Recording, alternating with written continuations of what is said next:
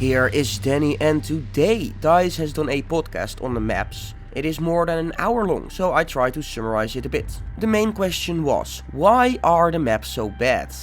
They blame the new tech upgrades taking longer than intended, the switch to 128 players, and not enough prototyping. DICE has been slowly trying to get bigger and bigger, with Battlefield 5's maps being bigger than Battlefield 1 and Battlefield 4's, with Hamada being the biggest maps they've produced at that point. And DICE keeps wanting to try different things as creators, and it doesn't always line up with what the players want. And as I've been saying, the larger the space gets, the less dense it's gonna be. If you can place, for example, 100 items on a map, you can make a far more dense, smaller map.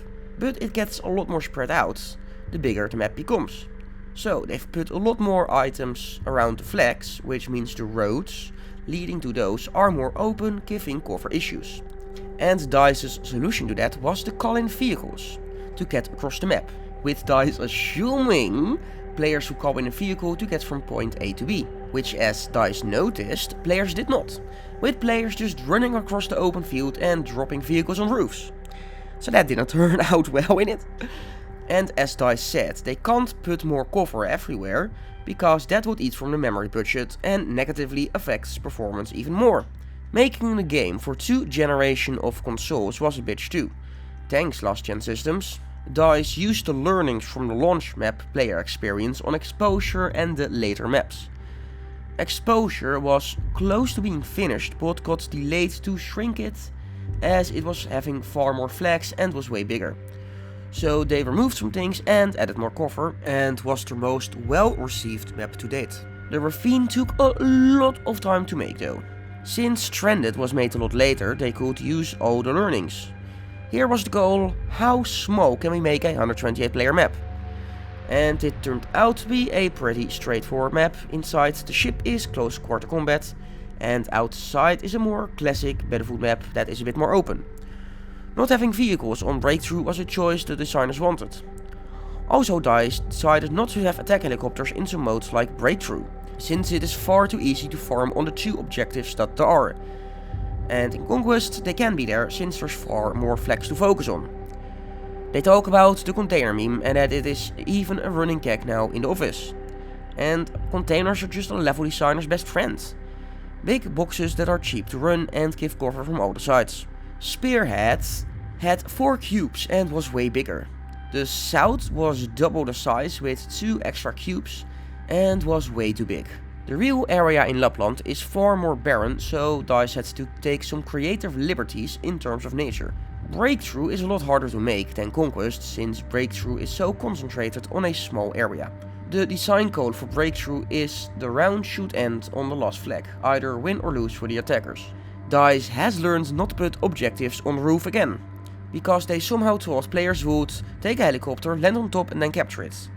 Which is not how a play works. DICE has said they tried their best with the limitations they had. They tried something different and failed clearly. DICE said this is the first time they started reworking map and it has been pretty successful. Which is actually incorrect, because Battlefield 5's Aerodrome map got a rework too, based actually on my notes. Also, Panzerstorm got some changes. A lot of fucking people work on the maps, and you can't magically add more people to a map pod. Too many cooks in the kitchen doesn't make it go faster. How a map gets made: a creative director or seasoned team dictates the idea behind the map, then product goals get set, and from there the pitches can be made within those limits. And from there they can be as creative as they want, as long as they stay within the boundaries set. Everyone's gonna describe what's to do to the map, with a lot of creative people coming together and talk about creative things. And then reality hits when producing actually starts. Blockouts get made and general playtests start. And then they find out what is actually possible within the set technology limits. They keep blocking stuff out. When it feels good, it is time for an art boss. If you remember the community map project, it is a bit like that. From crate boxes and basic arts get added, and then it gets finalized more and more. Time to talk about the rework some more. They first wanted to look at what is needed, looking at all the data points like how often people get shot in the back, traversal times and other things.